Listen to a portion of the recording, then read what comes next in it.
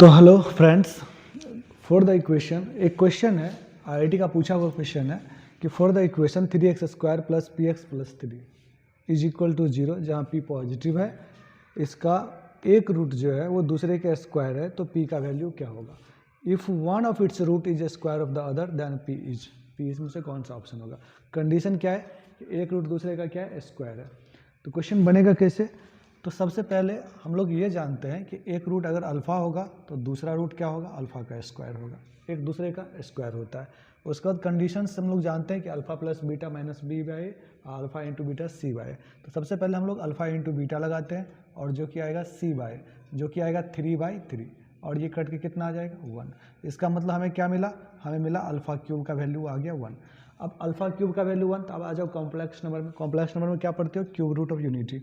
मतलब अगर alpha cube का वैल्यू 1 है तो अल्फ़ा का वैल्यू 1 आएगा, ओमेगा आएगा और ओमेगा स्क्वायर आएगा। देखो 1 खुद का 1 और 1 का स्क्वायर भी इक्वल है, लेकिन अगर 1 एक रूट होता तो फिर दूसरा रूट भी 1 होता, और इसका मतलब ये फिर a प्लस बी के होल स्क्वायर में चेंज हो जाता। लेकिन यहाँ पे देखो ओमेगा और ओमेगा स्क्वायर के बारे में जानते हैं अपना सब कि ओमेगा जो होता है वो 1/ओमेगा स्क्वायर के बराबर होता है। मतलब एक दूसरे का इसका स्क्वायर करेंगे, कहने का मतलब ये हो गया कि एक रूट दूसरे के स्क्वायर के बराबर होता है। मतलब ओमेगा है और उसका स्क्वायर कर दोगे ना तो ओमेगा स्क्वायर के बराबर हो जाएगा। तो मतलब एक रूट अगर ओमेगा होगा दूसरा क्या हो जाएगा, ओमेगा स्क्वायर। यहाँ से ये पता चला किस वाले कंडीशन से, यहाँ जो स्क्वायर है, क्योंकि ओमेगा का स्क्वायर ही क्या होता है, ओमेगा का स्क्वायर कर देंगे तो ये दोनों आपस में क्या हो जाता है, मतलब इसका स्क्वायर करोगे ना तो ये बन जाएगा।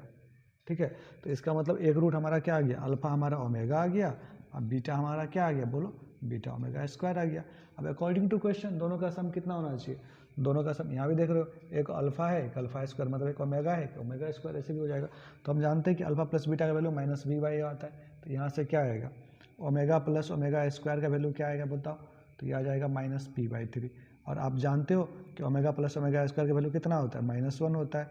तो -1 इज इक्वल टू -p/3, यहाँ से माइनस माइनस कैंसिल हो गया, तो p का वैल्यू आपका 3। कौन सा ऑप्शन है बताओ। इतना आसान आईआईटी का क्वेश्चन था, है ना।